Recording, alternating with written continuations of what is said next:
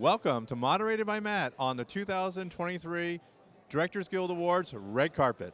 So your big emotional scene was at the end of the film where you broke down and you basically telling Mom you have to leave. What was your initial emotional reaction when you read that scene?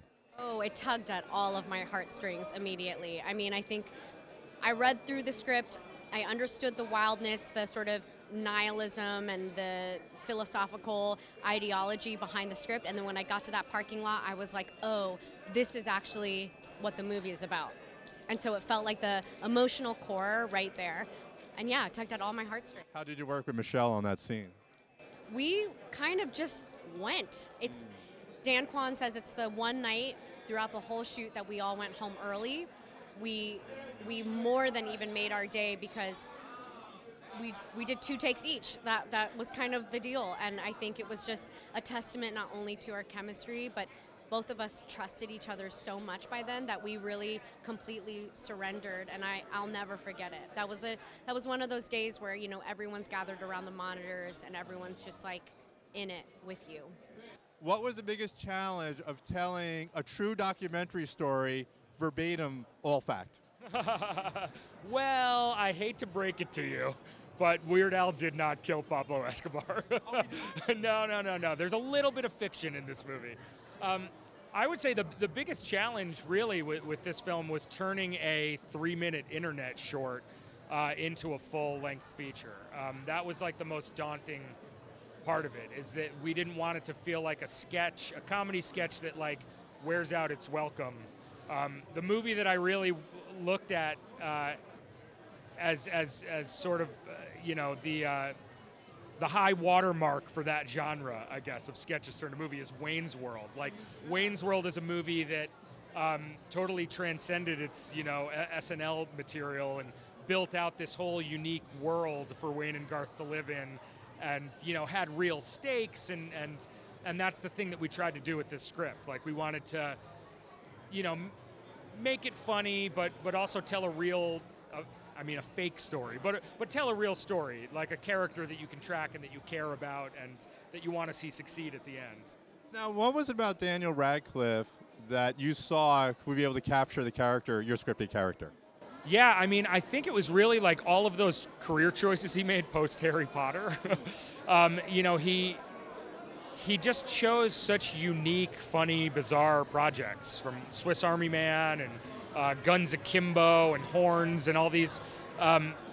We were like, our ask was really specific for this. We're doing a comedic biopic, but we needed our lead actor to like not lean into the comedy, to lean into the drama of it. And like the straighter he plays it, the funnier it's going to be. And we felt with the body of work that Daniel has, with Daniel's body of work, plus he's a leading man who carried a whole franchise for a decade, there's really no better choice. He's a guy that it feels like he's going to totally get what we're going for and have the ability to, carry this movie as a leading man. And what was the process working with Daniel and Evan Rachel Wood to capture the Madonna torrid love affair with Weird Al Yankovic? Yeah, just like Dan's Al character, we sort of gave Evan creative license to create her own version of Madonna based on what was in our script, which turned out to be this really like arch villain, almost like Bond girl. And she had so much fun with it. We gave her gum to chew. She needs like an affect, We gave her, she was always popping Bazooka Joe gum in her mouth and could blow these like perfect bubbles. And it just like, it worked. It's, every time she has this villainous turn in the movie, she's like ridiculously blowing a bubble. It was such a blast working with her. Now, comedy falls apart if there isn't a good drama backbone to the story. What was the challenge for you making sure that you did have a dramatic story, you wanted to tell a real dramatic story with arcs, so the comedy then would be almost added flavor? Yeah, it's funny. There's a lot of jokes that we took out of the script, a lot that we took out of the script, some that we shot and we cut out in editing, because I never wanted to undercut these dramatic moments. There's we didn't want it to be, although we love the Zucker Brothers movies and Naked Gun and Airplane and in fact those movies feel like closer to Weird Al music videos than our movie does. but we felt like that, in a film like this, if you're constantly packing it with visual gags and focusing on that more than the heart and more than the story, it all tends to fall apart, and there's no stakes and you don't really care. So it was a really delicate balance with retaining our fun, absurdity, and silly stuff, and just trying not to undercut it with too much comedy in the wrong places. Really, a lot of it was like endings of scenes. Like, we would always have like a joke at the end after the emotional moment, and we'd be sitting in the editing room. It's like, we want to go out on the emotional moment. Like, you want the audience to be left thinking about what just happened, and like when teenage Al gets in a fight with his father, and his father smashes the accordion, and he storms out. His father says, "Get out!" And and there's this like moment on Toby Huss's face, this like, we don't know if it's regret or like we know there's something in his past that we're gonna learn later. We had a joke after that where the mom comes out and she's like, "What happened?" And the dad says, or she goes, "Where's Al?" And he goes, "He's dead." And she's like, "What?" And he's like, "No, to me. He's dead to me." And it was really funny on the page, but it just, it stepped on the moment. We needed that to carry us to our next beat, So our first question is always, what was your initial reaction when you read the script for your episode? I mean, I just thought it was so unique, and I was really attracted to the character story at the heart of it, but also, just the world of it and how it resonated with the world we're in right now. The sort of, anyone who's worked in a kind of dead-end job, I think, is going to really relate to the show, and the way, like, everything it has to say about our, society right now, and even, about, like, capitalism and things like that were really interesting to me, So, yeah. And for you as a director, I mean, there's so many great themes in Severance. How do you make sure, like, it comes through character, though? When you're exploring these themes, making sure it comes through the heart of the character instead? I mean, I think it's just about finding, and it's about finding, empathy with the characters in there, and about sort of having a personal connection yourself as a director, I think really helps. I think, you're naturally attracted to material that resonates with your own life in some way, not just in terms of the themes of the show, but the humanity of it was, something that really spoke to me. So I think it was easy to be connected with the characters because I did relate to a lot of things that they were going through. And, what was fascinating about the show too was just being able to like balance those two sides of their personality too, the kind of the work life and the inner life, the innie and the outie worlds, and I think a lot of people out there really related to that feeling, of having these two separate sides of yourself, that you that you show. You don't always show it both sides, I guess, at one time. So. And as a director, it must be fun visually because you are telling two different worlds. So you're not locked into like or sitcom set or a simple set. You're looking at two different kind of lifestyles and worlds. Yeah, absolutely. I mean, like I'm really excited by world building generally, and I love like the visual side of filmmaking. I think it's something that's, I've been doing music videos and commercials and that, kind of in that world for a long time, and I've always been just attracted to projects where you could build a world and you could do something very special visually. So yeah, it had like a lot of the potential that the scripts had for that was another aspect that was really appealing. Yeah. I have a lot of students that watch our show. What advice do you give them who want to break into directing now in this new world? I think just like try to have your own personal voice and vision and stick to your own ideas and have the confidence to believe in yourself. Sort of don't listen to all the noise. Don't think that your ideas aren't really strong and interesting, even if sometimes they don't feel that way. I think a lot of times we think our own lives are boring, but it's not actually the case a lot of the times. It's just that maybe you're not sort of looking at them from the right angle. And I think, that's what's so great about Severance. I think like the way Dan, took inspiration from his jobs and things he'd done, and the way he made them into this really interesting parallel reality version of his life. That's, very inspiring, I think, and shows how inspiring everyday life can even be. You just have to look at it from the right angle, I guess. Yeah. What was about this script that really, why did you write the script? Why did it tell this story? What inspired this story? Oh, I met this actress on my short film that was so stoic and wonderful and strong and exuberant and resilient, and I really wrote this feature film for her. I wanted to capture her before she becomes truly an adult. She was 13 years old when I made a short with her and 16 when we did a feature. Is it? That was leading to my next question. Because you were writing for her, did that make it easier knowing that you had her in mind when you wrote it?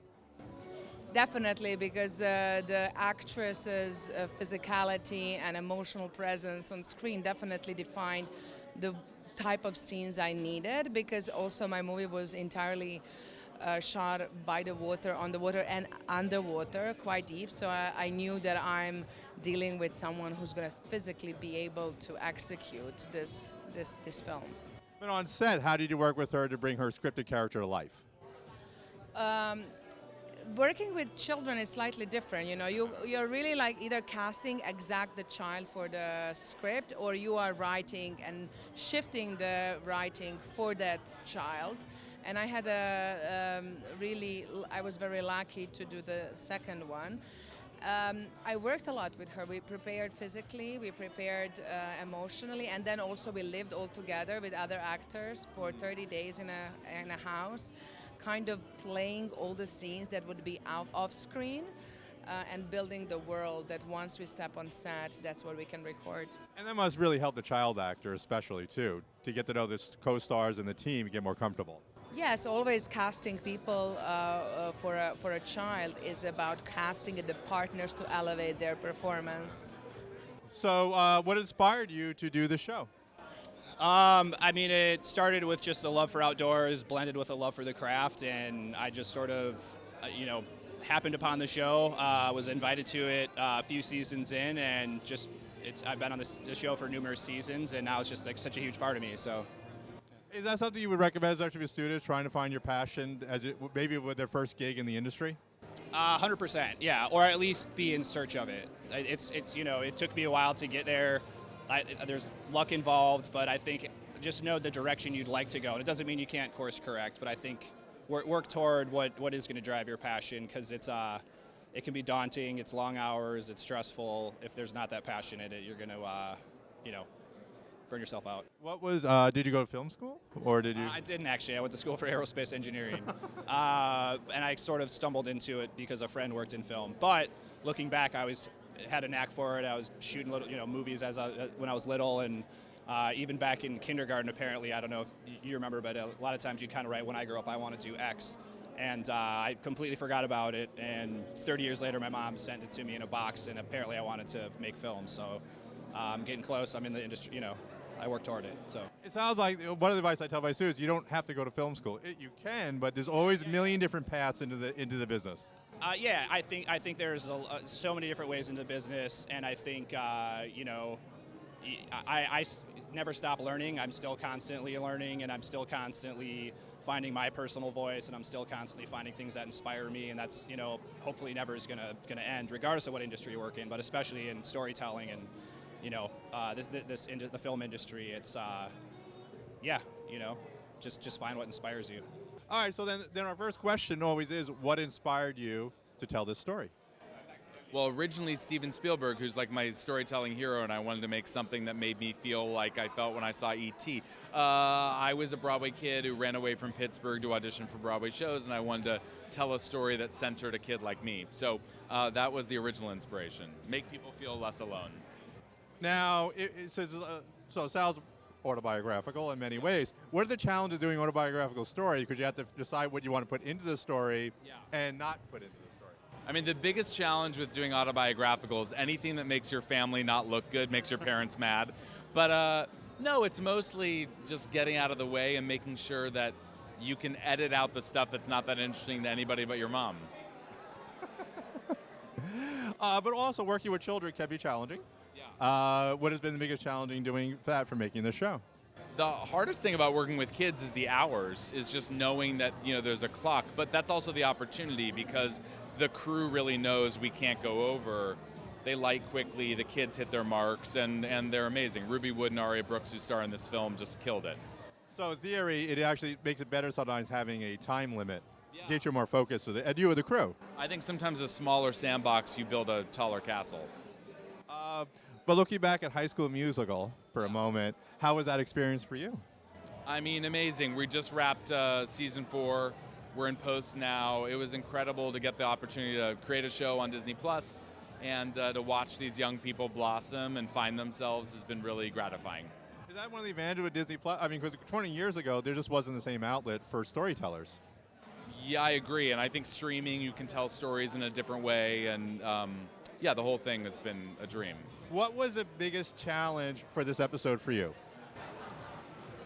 Honestly, I think from a production standpoint, because we shut down, as most everyone here probably nominated, was affected by the pandemic. So I think it was the logistics. We were supposed to go to Ibiza, we were supposed to go to Paris, so we had to recreate and really think on our toes. We were all set to go to those places to film these sequences that took place at those locations. So we figured out a way to do in between New York and Los Angeles to create both of those worlds. It was exciting. I like to be throwing curveballs and figure out how to solve those things, but I think that was the biggest challenge. Now, but in some ways, did the pandemic help you get a little more time to think about how you wanted to tell the story? Yes and no. Yes, so more time is good. At some point, you're prepared and you just want to go. So by delaying that, you know, I think for myself, I suddenly felt, this is a story that people are fascinated by, but after the pandemic, is it going to be relevant? Is anyone going to care? I mean, is anyone going to really want to see? But I think obviously it's proven that they did, but I think there was an element of diving back into that world after, you know, the lengthy time that we were all sort of shut in for a while. I've heard one of the most important things for directors is having awesome cast. How much does that help you as a director working with such a talented group? Outstanding, and that's, you know, they really make you look better than we are. And I think, you know, some of those actors I've worked with on Scandal, Katie Lowe's, Anna Smith, Jeff Perry, and then other ones I met. I mean, Julia Garner, I didn't know I was a fan of her work, but the experience I had working with Julia was just outstanding, and I so admire her as an artist, as a person. We developed a terrific friendship, and it was really just a special experience. The question we have is, for both of you, what was your initial emotional reaction to the scripts that you were directing for for your episode? Well, I came in the project very early, and I read the first script, which I didn't direct, but was the first script of the series, and I was completely blown away. Like, for me, it was so quirky and funny and dark and deep and profound, and so I had never anything like it, really. And so, you know, the whole series, like as the episodes unfolded, as I read more and more, it was so clear to me that this was so unlike anything else. It was very exciting.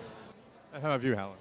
Well, the intricacy with which Patrick's mind works, and his curiosity, and the scripts as they came into my hands were intriguing, mysterious, wonderful, tantalizing, but also the process of working with the writer, Patrick, was very exciting, because he's a collaborative man full of curiosity and fun, really, and someone who trusts you as much as he trusts himself, you know, and so that process, I mean, he really was exciting, and the actors found it that way too. Very exciting to work with in terms of how those things developed. Now, you enjoy it emotionally, but now you have to shoot it. What were the biggest challenges for directing? There were a lot of challenges in a way. Like, tone was really a big one, just because it sort of rides this wave of, you know, humor and oddness and emotional, you know, rises and falls. But I don't know. I mean, I guess for me, I don't know. It's hard to say, but like, I loved every minute of it. Like, it was challenging, and, you know, huge sprawling cast, really complex material, very layered scenes. But I love doing that. So to me, it was a joy, really. How about you, Helen? And it was, well, we also had to, because of weather and locations and many things, because it's a huge cast, and it was the pandemic and stuff, so we really had to cross board. So we worked for many months, and it wasn't like, okay, now we're doing episode 108. No. We're doing, you know, in the first 7 days that I worked, I did scenes from 3 episodes over 3 different times periods, you know, very, very unorthodox in that way. So the ability to flow, really, to go with it, and to cherish the challenge was the name of the game. And our final question: what is special about working with Mackenzie on set? Well, Mackenzie is just amazing. She's really so smart. She was very involved in the script too, and her character, and she just she's so prepared. She's so thoughtful of what she's doing, and she's so transparent as an actor. Like, you just, every emotion is there. What, you know, you can see in her eyes what she's feeling.